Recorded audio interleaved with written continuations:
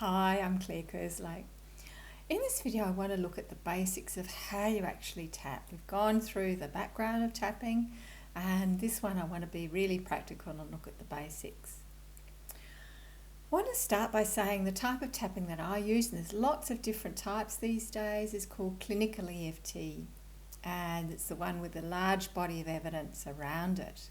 Now in the future, as that evidence body expands, I'm sure there'll be evidence on lots of different types and varieties of tapping, and then we'll have more information on what's more effective and what's less effective and what's necessary and what's not necessary. But at the moment, I stick to the clinical EFT. That's not to say any other version is not right or not correct or wrong. Tapping is effective on a whole range of issues and absolutely perfect as for women in business, because blocks and limiting beliefs come up at every level of business, so absolutely perfect. That's all very well to say, but what does it actually look like in practice? And as human beings, we're interesting creatures, because when something's an issue and we're stuck in it and you know it's all we think about sometimes. Once we tap and clear that issue and the energy around it, we can almost forget like it ever was an issue. So that looks like we might be taking action on something that we've been avoiding for months. Things flow, they're easy, they're effortless. Practical example from my life is that I can remember once being in tears at the thought of, taking a selfie or showing a selfie. And these days it's just easy. I find it an exercise in self-love and can easily speak on video, etc. So it makes business easy, really. An important thing to say is that if you're seeking treatment for anything through a health professional, I know tapping is very effective on a whole range of things physiologically. This isn't medical advice. Keep seeing that health professional. And also that you're responsible for your own well-being. So often in tapping it clears the crap to gain the clarity, is what I often say. But if you think you don't want to go somewhere, or you're a little bit scared and need that extra support, do seek that support. Whether it's working with an EFT practitioner or seeing a mental health professional, whatever that looks like for you. Yeah, honour yourself and love yourself enough to give yourself that support. A little bit more on that.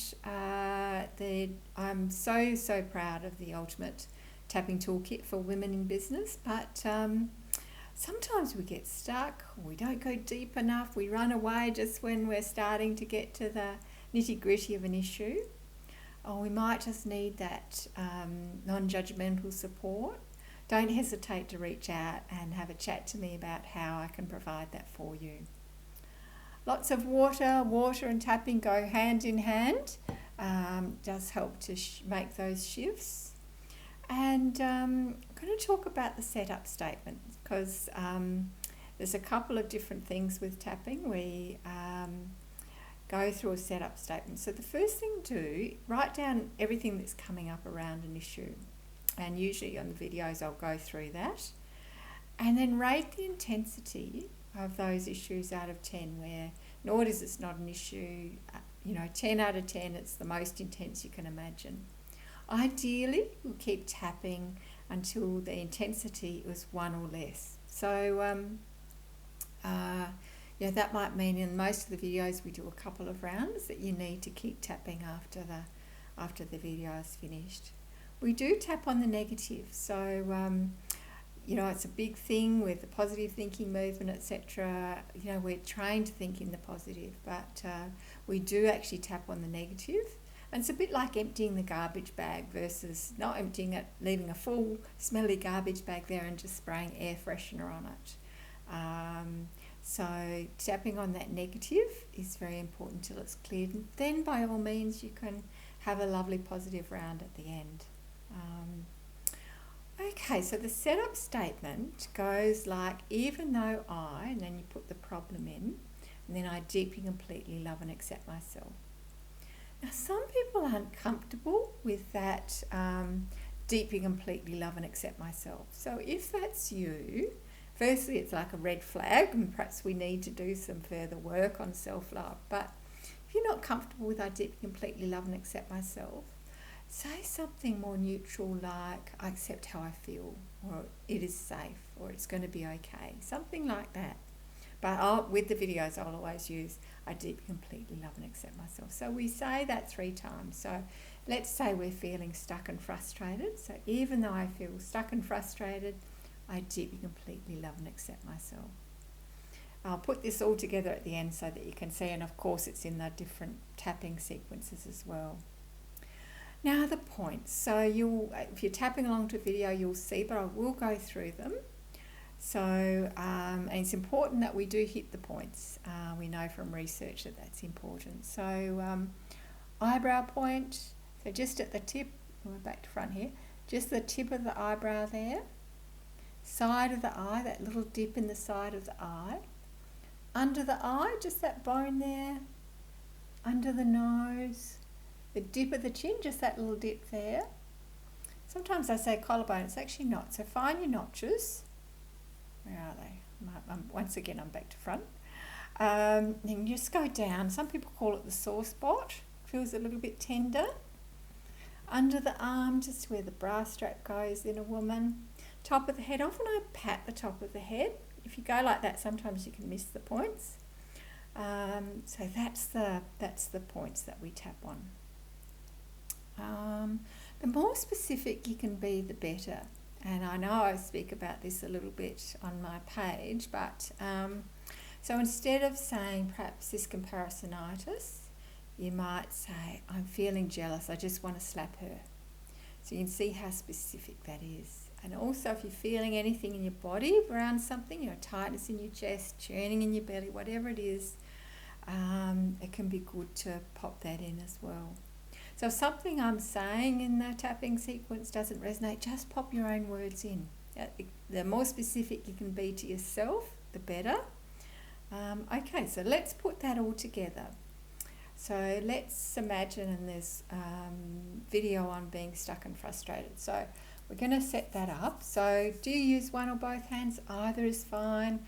The research hasn't caught up to what is more effective. So I tend to use a combination of both. Now, with the tapping on the side of the hand for the setup statement, just the little finger there, just tapping there. You can use that hand, we can use that hand. Some people do that to hit both. Nothing's right or wrong.